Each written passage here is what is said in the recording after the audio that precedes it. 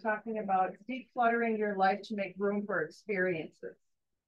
As I said, I've been in many people's homes to help them with this process of moving from maybe a 5-bedroom house into a 2-bedroom, 2-bath apartment. Hopefully yours doesn't look like this, but I have been to people's houses that look like this. And what happens is people get frozen. They don't know where to begin. If something's overwhelming, we tend to procrastinate about it. Is that true? You just say, if I don't know where to begin, I'm just going to put it off. You know, I think, put it off till tomorrow. What happens is people just don't know where to begin. And so what we want to do is we want to take it in smaller bites, and we want to do that now. It doesn't necessarily have to wait until you're planning a move, but why not start now so that you can enjoy it now?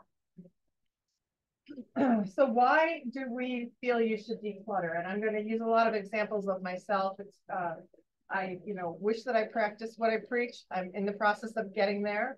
But the reasons to declutter are we waste a lot of time taking care of the things that we have, taking care of looking for things that we've lost amongst all the things that we have. This Joshua Becker that's down in the bottom of the screen here wrote this book about simplifying, and he did some research and said, the average size of the American home has tripled in the past 50 years, but 1 out of every 11 households still rents offsite storage. So even though their houses are getting bigger, the stuff that they're gathering is getting larger as well. And I think this is really interesting, is the average American house contains 300,000 items. It's overwhelming. 300,000 items, and we spend almost 700 hours each year caring for our stuff and looking for stuff. It takes up time. It takes time away from the things that really matter. I don't think that 15 toothbrush holders really matter in your life. Would you agree? Okay, good. These are just some quotes from some people who specialize in decluttering and like more of a minimalist lifestyle. Removing clutter makes room for the things that are really important in life, the things that really matter. And it not only makes room for the physical things, but also in your mind. It declutters your mind. As you're decluttering the stuff that you have, I see you're nodding your head, so that's good. I'm glad you agree with me, and I'll keep on looking at you. You have to be committed to the results. You have to be committed to this project and this lifestyle.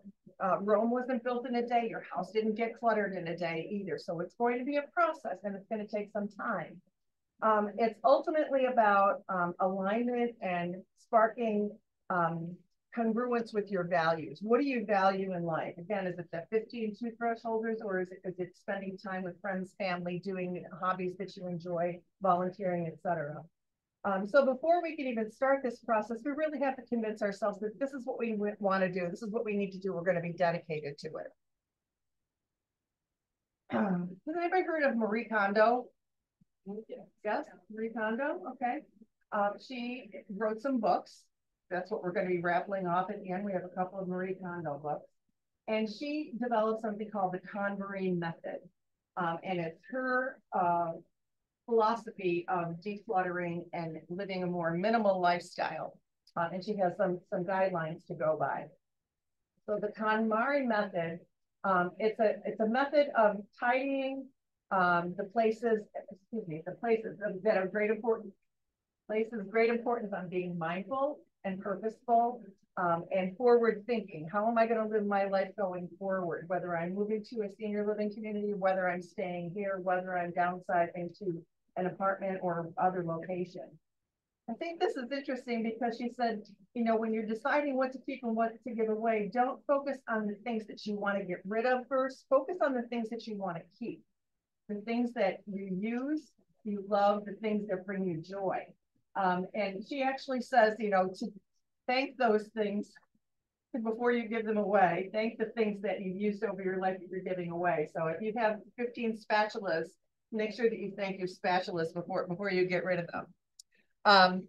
And she encourages tidying by category, like clothing, do all your clothing, and all your kitchen items, your household items. Do things that rather than room by room. I'm actually going to talk to you about room by room because I think that it makes a little bit more sense. that you can do the rooms that you don't live in day to day and get that clutter out of the way before you actually attack your bedroom, family room, etc. Through tidying, you can reset your life and spend the rest of your life surrounded by people and things that you love the most. It's really kind of the philosophy behind it. So she, has been preaching this method all along, and it has different steps to it. Commit yourself. Be committed that you're going to tidy up, that you're going to go through this process. Imagine what your ideal lifestyle is. How do you want to live your life now? And what are the things that you need in order to do that? And what are the things that you can get rid of that are getting in your way? Finish discarding first, and before you get rid of items, sincerely thank them for being so effective and purposeful in your life. Tidy by category rather than location. Follow the right order and ask yourself if the item sparks joy. And then she had a baby.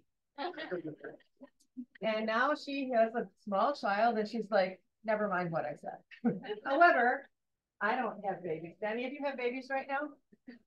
No? Okay. We don't have that excuse. We don't have babies in the house. So we can actually declutter our houses to make room in our life. Because uncluttered rooms feel more spacious. If you're considering putting your house on the market, your real estate agent is going to tell you, get rid of all the clutter, take everything off of your dresser, take everything off of your vanity, make it look less personal to you. Of course, you want to keep your family photos and those items that you really love and enjoy, but getting rid of that clutter makes the room look more spacious, and it makes it more airy, and you feel like you can breathe. Decluttering objectives. Don't make a big project out of things. Should I keep this? Should I not keep this? What do I do? Attack it a little bit at a time. Be grateful when you find a home for things. I will warn you right now that your kids and grandkids are not going to want your china or your crystal or your silver. Don't be offended by that. If you try and they say no, don't be offended. They probably won't want any of your furniture either, any of your very valuable old furniture that you paid a lot of money for. So don't be upset if people don't want your stuff. Accept help from family and friends. You don't have to do this alone. You can be the one that's making the decisions. I want to keep this. Those books can be donated elsewhere. But let somebody else do the boxing and the lifting and the taking it to the dump or wherever you call it. I just engaged my brother, who happens to have a truck, to get rid of TVs. I mean, how do you get rid of a TV? Where do you take a TV? I can't. These are TVs with the picture tubes, the old ones. You're laughing. I had 5 of them in my house. We had 4 kids. My husband worked at a hotel many, many years ago, and when they renovated the hotel rooms, they sold off those TVs for $5 each. We bought 5 of them, 1 for each of the kids' rooms, 1 for us. They still work. This is at least 30 years ago. They still work. And I paid $5 each. I probably could sell them for $10 each right now and make a profit after all this time. But my brother loaded them up in the back of his truck and he took them for me. So engage people to help you. It's not all your responsibility. And find people who would appreciate your extras. There's plenty of people out there that have had unfortunate situations where they could use some of your extras. Maybe they're starting over. Maybe they had a fire. Maybe it's a domestic situation where they're starting over. There's plenty of places where you can donate your stuff to people who will really appreciate it. I used to watch a show on TV, and I can't remember the name of it, but they used a 4-box method. Actually, they put 4 tarps in the front lawn. And do you remember the name of the show? And, 1 tarp was, this is the stuff we're keeping, this is the stuff we're throwing away, this is the stuff we're going to sell, and this is the stuff that we're going to give away. I use boxes and keep it small. And I would encourage you to only try to sell the things that have value and use the right resource to do that rather than having a garage sale. Garage sales are painful, in my opinion, but you're going to do a lot of work, a lot of hauling and moving things, a lot of pricing things, and maybe you'll come out with $200 after all is said and done. Wouldn't you rather donate it to somebody who needs it and take a tax deduction for that kind of a So I like to work room by room and start off with the rooms that I don't use every day. We all have rooms that we just don't use. As I said, we have 5 bedrooms in our house. We now are empty nesters for a long time. And we use our family room, our kitchen, our bedroom, and bathroom. Everything on the upper 2 floors, we don't even use. So start off in those areas, or even the garage, the attic, the basement. Those are areas that you don't live in. You don't want to be tripping over boxes while you're living your day-to-day. So maintain order in your frequently lived in spaces. You can do 1 shelf at a time, 1 drawer at a time, 1 room at a time. Be sensible about projects, the time that you're devoting to it each day, what your goals are. I like to not spend more than a couple of hours at a time. Yes, you can take a break to go to the restroom. But once I leave that to go answer my phone or do something else, then I'm going to forget what I was doing in the first place, and not get back to it. So try to keep it to 2 hours at a time, and find the right time to do it. A rainy day, a snowy day, you know, if it's a beautiful sunny summer day, yeah, go outside, do something fun rather than cleaning out your kitchen or your refrigerator.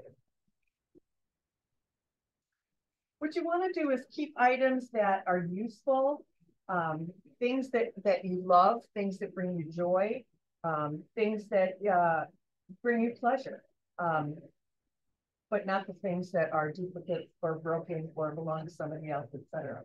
By the way, we can send you this presentation if you like, and we'll do that as a follow-up afterwards, because there's some information in here that I don't think you're going to be able to write down fast. So again, I said garage, basement, attic. Those are places that you don't live in. The garage is a good place to clean out right now, as a matter of fact. It's not too cold outside, you can start there now. You can pare down and organize your closets, remove any non-essential items from the room, and also clear off your countertops, your vanities, and just replace the things that you use every day rather than the collection of colognes and perfumes and nail polish and things like that tend to get put in those areas. So in your garage, I don't know about you, but I have 3 ladders and I will not go up on a ladder anymore. And neither will my husband. We have somebody else who mows our lawn now, and we still have a lawnmower. We have somebody who comes and plows the driveway. Do you need that snow blower anymore? Those are things that you could get rid of, sell, or give to somebody, maybe a brand new homeowner in the family who could use those things. Things that we find in our garages that we don't know how to get rid of, it could be paint, it could be you changed your oil at one time and you put the oil in some kind of a container. Again, when we don't know what to do with it, we tend to just put it off and procrastinate about it. You have to properly dispose of paint. You can put kitty litter in it and make it a solid, and then you can throw it in the trash. Oil, other chemicals. And then there's also places where you can recycle tires and car batteries and things like that. So I did some research and I found that Tompkins County has household electronics and hazardous waste removal. You're nodding your heads. You already know about this. Have you brought things there? Yes. Great, great.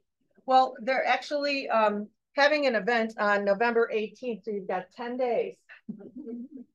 But they're having their the solid waste center is having a hazardous waste drop off on November 18th. So if you have any hazardous waste items, and we're going to give you a list in a minute here, you can bring them to this Tompkins County. The acronym is TCRSWC, whatever that is. And then for prescriptions and over-the-counter medications, you can also get rid of those by dropping them off. And there's 9 locations across Tompkins County. The Sheriff Public Safety Building and Utica Police Department, they'll take your expired prescriptions and things like that. Does anybody have that in their house, expired prescriptions? So the drop-off boxes for prescriptions are in 9 locations across the county. You can get rid of those prescription medications, expired medications that way, and over the counter. What I think is interesting is the things that they will take and won't take. This is just a partial list of some of the hazardous products that they will take, even though they're toxic, corrosive, ignitable. damaged lithium batteries, fluorescent light bulbs. We were just playing around with fluorescent light bulbs a minute ago. I didn't know that they were hazardous. Lawn and garden products, oil-based paint, personal care products, small appliances like vacuum cleaners, computers, monitors, and printers. Oh my gosh, I have so many of the original computer and floppy disk, whatever they were, from years ago that I didn't know what to do with. They'll take this for you.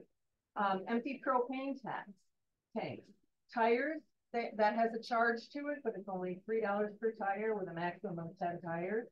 And some other products as well. But all of this is on their website, and there's many items besides these. I think this is interesting. The materials that are not accepted are ammunition, explosives, firearms, asbestos, controlled substances, and how about radioactive waste? And how much radioactive waste do we have around our house? So they won't take those things. I don't have an answer for those right now. But again, go to the website and you can find out all the information on how, when, where, what you have to do in order to do it. And again, that's what stops me from cleaning out my garage, because I don't know how to get rid of these things. Now I got to find mine in Monroe County because I live in Rochester, New York, and I got to find out where my hazardous waste goes. In the basement and the attic, everybody has boxes. We all have boxes of stuff. Holiday decorations. We've accumulated a lot of decorations over the years, haven't we? Don't you always go to your favorites and put those out, and the rest of them just stay in a box somewhere? Maybe there's somebody else who's a brand new, they just got married, they just bought a house. They could use some of those holiday decorations. Maybe there's like a shelter that could use decorations around the holidays. You know, we collect these boxes and we don't even know what's inside of them half the time. So keep the holiday decorations that you love and that you put up. If you don't put them up, then don't keep them. Give treasured items that have maybe been passed down through the years, give them to family members. Insist that your adult children take back their stuff. Good luck. They have their own houses now. They have their own basements and attics. Why, again, I'm referring to myself, why do I have my daughter's hope chest that wasn't even made of wood filled with her strawberry shortcake bed sheets? I need to take it to her house. Well, she needs to get it. She needs to come and get it. And insist that they take back their things. Some people have bedrooms in their house that are still, they're like shrines to their kids, and their kids are in their 50s. So give the kids back their stuff. If you don't like furniture or furnishings or accessories, sell or donate the things that you don't care for. Shred, recycle, or toss old newspapers, documents, and magazines. My first step is I bought a shredder, a paper shredder. You don't need to keep all of your tax returns from the beginning of time. Everything is electronic now, but even so, they say keep 7 years, and everything before that you can shred it. But some people just save magazines in case I get around to reading it someday. If you haven't read it in a year, shred it or recycle it or give it to somebody else. If you have things that are boxed up and you have not looked inside that box or used that box in years, you don't need it. Get rid of it. Make sure that it doesn't have jewelry inside of it or something that has some kind of value to it, but you don't need it. We clutter our lives with boxes of things, just in case. If you're decluttering your living room or family room, maybe your den, try to eliminate your knickknacks by half. These are also called dustables because that's really the purpose that they serve. It's something that you have to dust. Cut them down in half. Keep the ones that you really love and get rid of the rest. Get rid of old TVs. I already told you that story. Limit the number of books that you keep. Keep your favorites. Some people reread books. I don't happen to be one of them, but I know people that reread books. Keep your favorites, and maybe you want to donate the other ones to either a library at some community like Longview, a school, the local library. There's plenty of places that you could donate books to, and some of them will even help you come and pick them up. Box up loose photos. And I know that when our kids graduated from high school or maybe got married and you had a party for them, you took photos out of photo albums and you made these display boards for them so they could see their baby pictures up through whatever. when you take those boards down, you don't, most of the time you don't put them back into the photo album, or is that just me? Okay. I bought really nice boxes for each of my kids. And they're, you know, red. They're not just a box, it's a decorative thing. And as I sort through my photos, I put Mike, Stephen, Justin, Alyssa, Mike, Stephen. I put their photos in this box, and that's going to be one of their presents for Christmas this year, whether they want it or not. But it's photos of them when they were younger. I have them electronically. I've scanned them and kept them. You know, give them to them, and then it's their problem. So obviously keep your precious family photos or give them to actual family members. You can scan those and keep them electronically. You can have slides made, old videotapes. You can have those converted to digital as well. I've not done that. I don't know how well that works. But there are very many dance recital VHS tapes that we have in our house that I wish I had the time to convert them to digital. Take photos out of their frames and put them in an album. Again, this all takes time. So dedicate, what am I going to do today? Am I going to go through these albums today? Just set aside a little bit of time each day to do a project or two. If you have a home office, I have a home office. I have not been up there because it's on the third floor of our house, and I don't go up there, as I said. I can't tell you how many rulers and pens and pencils are in that desk up there. Don't use any of them. So, you know, how many pens and pencils do we really need? Every time you go someplace, somebody gives you a pen with their name on it. You probably have a Longview pen in your hand right now. You get pens all over the place. So clean out your desk. If you don't use your desk anymore, then maybe there's somebody else who could use it. Scan important documents. You can keep them electronically and not have to have hard copies of things. As I said, I've been in the senior living field in marketing for 35 years, and you can imagine the number of brochures and direct mail pieces, that floor plans, et cetera, that I've accumulated over the years. And I know how much they cost, so I feel really bad throwing them out. However, some of them, those communities might not even be around anymore for all I know, because I've gathered them up. So I'm going through my files and I'm getting rid of those brochures and things that I don't need anymore. Tear down those computers and hardware. Recycle old telephone books. Pretty much you can find anything that you want online. There's actually a website called Free People Search or Fast People Search, and you could put somebody's name in there or their phone number, and you could do a lookup on just about anything. So if you don't use your phone books, unless you're boosting up a baby in a chair and you want them to sit on top of it, recycle those old telephone books. Dining room. Try to reduce those items by half, and only if you use those items. As I said before, nobody wants your china. I helped a family of 3 sisters move into a community in Rochester, New York, where I live. And there were originally 4 sisters and a mother, and they each had 2 sets of china. And the 3 sisters that I was moving into this 2-bedroom with a den apartment insisted on bringing all of their china, all of their sisters and their mother's china, along with, they had a love for marble top tables, marble top end tables. All of them did, and they brought all of their marble top tables, and the boxes of china were piled on top of it. I can't tell you how many months they lived in their new apartment and couldn't even move around. But they insisted that they had special memories. People don't use china anymore. They don't want to polish silver anymore either. So fine, if you don't want it anymore, you don't use it anymore, your family doesn't want it, those might be some things that you can sell. Maybe there's some kind of a consignment shop that can sell. But you can also offer extra sets of those tablecloths, cloth napkins, candle holders, centerpieces, all those things that we used to decorate with for, you know, dinner parties and holidays. If you don't use it anymore, see if you could find a family member that wants it, or again, another venue to get rid of some of these things. How do you cook now? Do you have a lot of dinner parties? Do you want to keep some of that china for the dinner parties that you're hosting? Do you entertain like you used to? Maybe your lifestyle is completely different now than it used to be.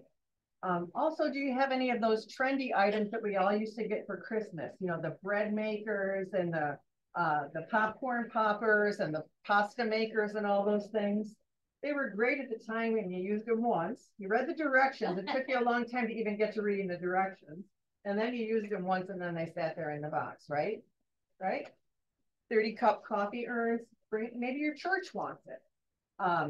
Electric frying pans, double boilers. These are all things that we all have in our houses, unless you've already gone through this process, and we don't use them anymore. Give them to somebody who will use them. In the kitchen, I would, kind of divide it up into, one drawer at a time, one pantry at a time, one cabinet at a time. Discard and donate duplicates. I, used to have about 5 spatulas. I always grabbed the same one every time I needed a spatula. Again, Marie Kondo, does it spark joy? Nope. Get rid of those extras. I'm sure that around here is very much where I live in Rochester. There's a place in Rochester called the Center for Youth, and they have different houses where teenagers live until they can get up on their feet. And I donate a lot of pots and pans and things to these houses, bedding. I just donate them to the center and then they distribute them at their different houses. Items that you don't use frequently, broken items, things that you forgot you had. Sometimes you find something that you don't even know where you got it from. It belongs to somebody else and somehow it ended up in your kitchen. Get rid of those things that you don't use. Keep only the things that you love and use. You could give extra items to maybe grandchildren that bought a house for the first time. I mean, just remember back to when you bought your first house and all the things that you had to buy to fill it up. So those extras that you have right now, maybe somebody else can really enjoy them as they're starting out their new life in a house. In your bedroom, it's very important to keep your bedroom uncluttered so that you're not tripping over things when you're at the end of the day, when you're tired and you want to call it a day, keep it uncluttered. Clear out the tops of dressers and just put back the things that you really love looking at each day or that you use each day, jewelry, photos, things like that. Empty each drawer, each closet, one at a time, and keep only what you love and what you wear. Go into those guest rooms or your adult child's shrine and clear out what's in there. Just keep the things that you're going to use for a guest, or give away the things that your daughter left you. Clothing. Try things on. If you don't like it and you don't wear it, get rid of it.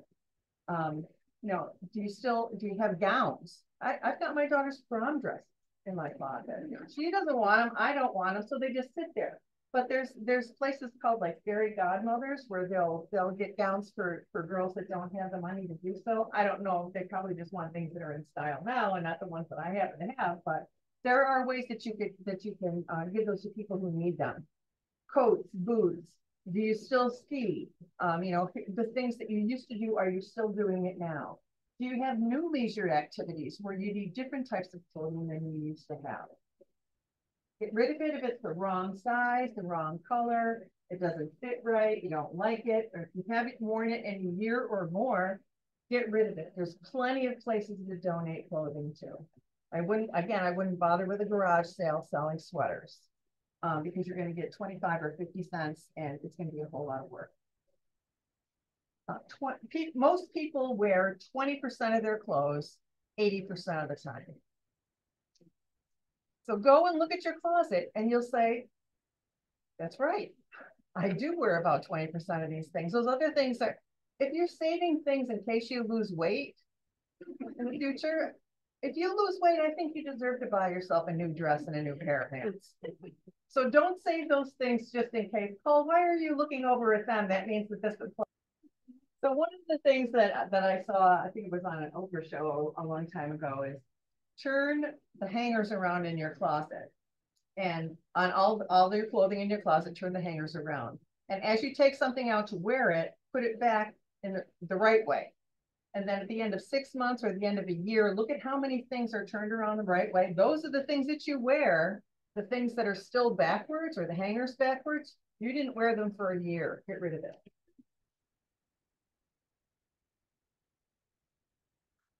Linens and toiletries.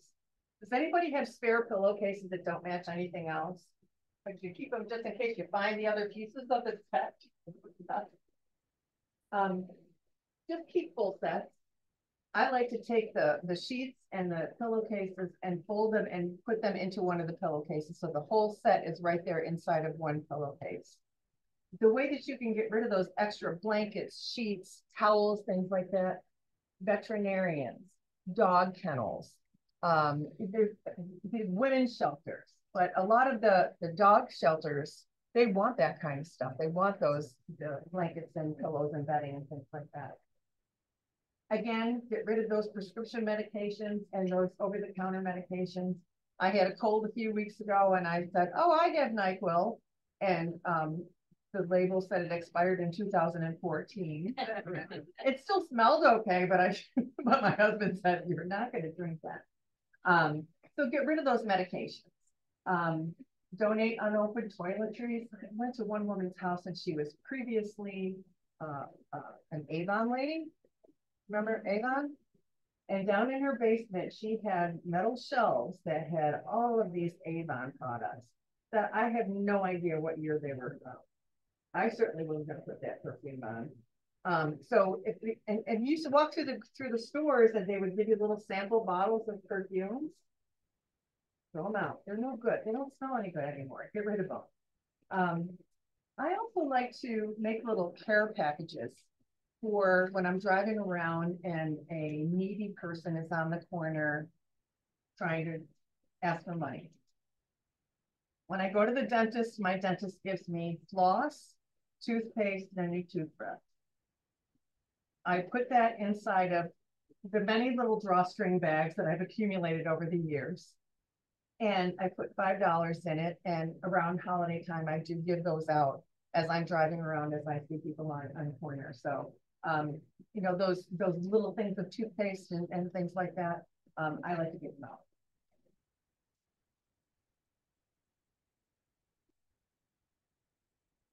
Okay, so I told you to get rid of it. What do you do with it? Return things to their owners. Again, make your kids take their stuff out of your house. I had a seminar similar to this at another community, and a woman gave me this idea. She sets up a gift table at her house right near the front door. So as people come to visit, she asks them to stop at the gift table on your way out the door and take something that will remind you of me or something that you need. So at the next seminar that I did like that, I put a gift table in the front of the room and I had like glass candlesticks and things on there. And the marketing person said, why you're doing a decluttering seminar and these people are going home with more stuff than they came in with. Don't do that again. So I didn't do it today. But she set up a gift table and when people came to visit her, they said, oh, great, I could use this, or I would like this, or this reminds me of you. And she just kept on putting some things on that table and asking people to shop as they left. Things that have value, you can sell them through antique shops and appraisers. There are consignment shops. Again, they'll keep a portion of it. You can have a household sale. You can have a professional do a household sale for you. I would suggest that you take out the things that if you're moving, take out the things that you're going to keep and then have them do the household sale or the estate sale or whatever after the fact.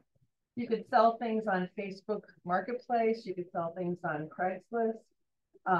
So again, I would not do a garage sale unless maybe your church is doing a garage sale and you could bring a bunch of stuff over there, but don't do it yourself. I wouldn't. It's a lot of work.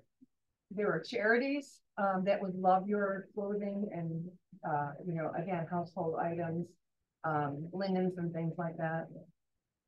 And things that don't have any value, put them at the curb. By the time you turn around and go back in the house to get another box, you can come back outside and that thing will be gone.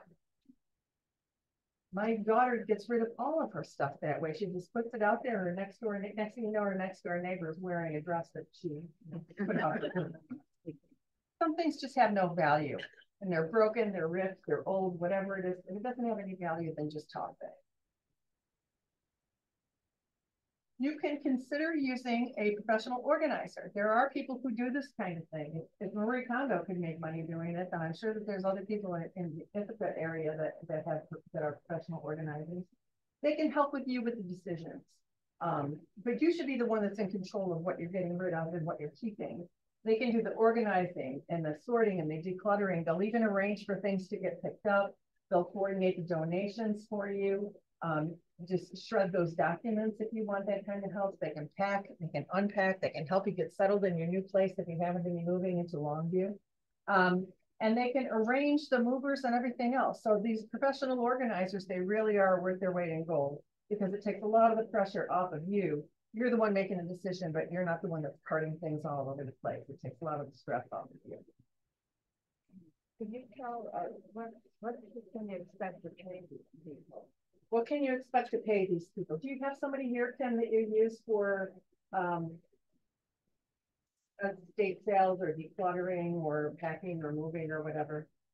Consignment shop, sometimes it's like maybe they'll keep like 5% or between 5 and 10% of the sale of the item. It just varies from one place to another. I mean, you just call and ask what they charge. Probably an hourly rate, but it depends on how much stuff they have too.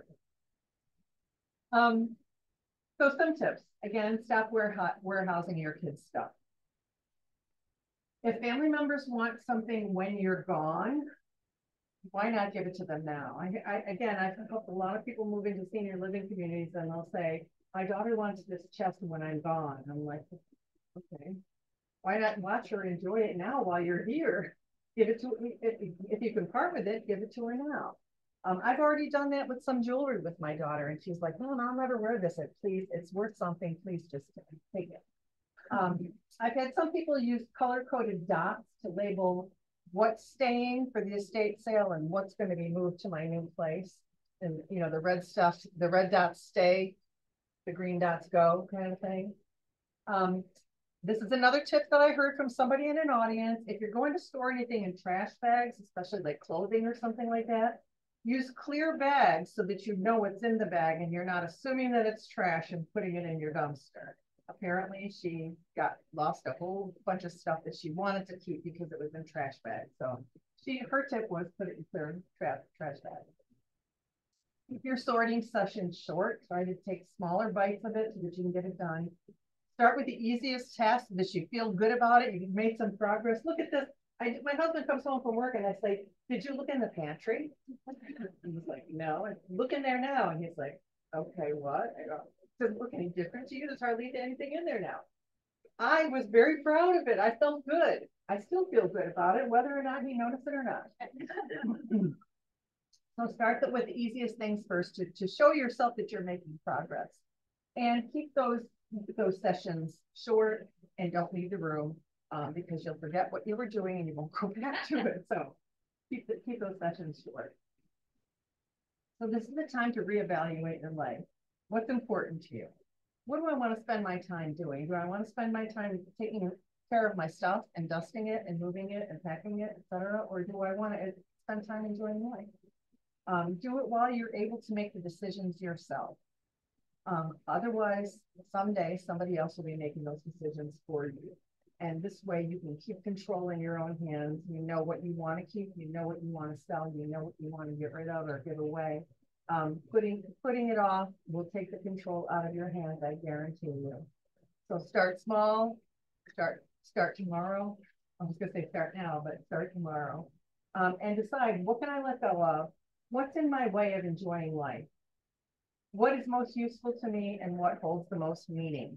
And those are the things that you want to keep and not necessarily keep them in a box. You want to keep them so that you can use them and enjoy them and spend the rest of your time enjoying life. Jackie, I'm Paul Phillips. You've not met me, so I'm forward to talking with you. And up until very recently, I was leading Longview in totality, and I've changed roles, and I'm now a project advisor. So I've been so deeply involved and invested in refreshing this environment that I just couldn't imagine not continuing with. So that's what I'm up to. But more importantly than that, Jackie and I have been friends and professional colleagues for almost all of a good bit of the 35 years that Jackie's been in the business. So it's just great to have her speaking with that level of experience. I just realized as Jackie was talking and the questions are coming, I'm personally living 2 generations of this topic right now. My in-laws just a week and a half ago moved into a retirement community in Rochester. And to the comment about do your kids a favor, do your family a favor, my wife and her sister and her brother knew that this day was coming. My in-laws love them to pieces. They had 60 years of accumulation in a house, and it was seemingly overwhelming. And I will say it was a group effort. The family banded together and hoed out, threw out, sorted, donated, kept things of meaning. And the happy ending is they had moved in. They were very conscious about what they brought with them and what they left behind or got rid of. I have seen 2 extremes. I have seen people who have everything completely figured out. They will measure every room. They will measure their furniture. They will put a grid on it and say, this goes here, this goes here. They box it up. The boxes are all labeled, what room it goes to. The movers have almost nothing to do except set stuff down. And they move in, boxes are gone, they're set up, and almost instantly, within a day or 2, it feels like they've already lived there for years. That's one extreme. The other extreme, I can remember a couple that had a 6-bedroom farmhouse. And they reserved a 2-bedroom apartment. Well, just do the math right there, 6 and 2, not a very good combination. When they moved in, they literally packed a truck with every single thing from their house. And when they arrived, myself and the staff were like, not even sure how to start helping. So it wound up looking like a furniture showroom. They only had a room like this to walk, right? The entire room, all the rooms were ringed with furniture because that's the only place this stuff could go. And they finally raised their hand and said, we need help. So we were able to make a happy ending out of it and get the family more involved than they had been. So Jackie mentioned the 80-20 rule in terms of clothing. I would submit that's true, but I would submit that the 80-20 rule applies to most every possession you have. Right? When you think about it, not everybody's the same, but most people, you really think about all your possessions. You derive 80% of your value and meaning and sentimentality and emotional connection out of about 20% of your possessions. That's the 20%. The 80% is the stuff. It's the stuff that was shown, probably not as extreme as the first slide Jackie showed, because that was pretty scary. I want to talk about, to bring things down to Longview. And what we've done is created some 3D renderings of the actual spaces and where we are heading. So what we've done is tried to think through how people would live in renovated apartments, and where might things go. So we literally thought through it and said, okay, I'll just talk some of the features. Basically, barrier-free, completely barrier-free, like wood look flooring, LVT throughout the entire living area. Bedrooms will be carpeted because of softness and noise control and just comfort, frankly. So appliances, stainless steel, 2-burner cooktops. I've told many people, when's the last time you had 4 things cooking on the stove at exactly the same time? Not too many people do that. So apartment-sized dishwasher. We are adding washers and dryers to every renovated apartment. So this is more than a paper and paint job. All right, we're doing some substantial updates. And the reason we're doing it is our apartments, as they are, just absolutely fine. We have people moving into them all the time and say, this is perfect. This works for me just great. But we do have people that say, I'm looking for something a little different. So we're trying to respond to that and say, all right, what are the things we need to do to position Longview, not just for today's residents, but also thinking ahead to the future. And this is where we're going. Very light, very bright. And as you can see, the way we've conceptualized the furnishings, it's comfortable, but it's a little bit minimalist, right? You can find things, you don't have things to trip on. It is organized, and yet it's homey, and it's colorful, and it feels right. So that is an example of a one-bedroom apartment.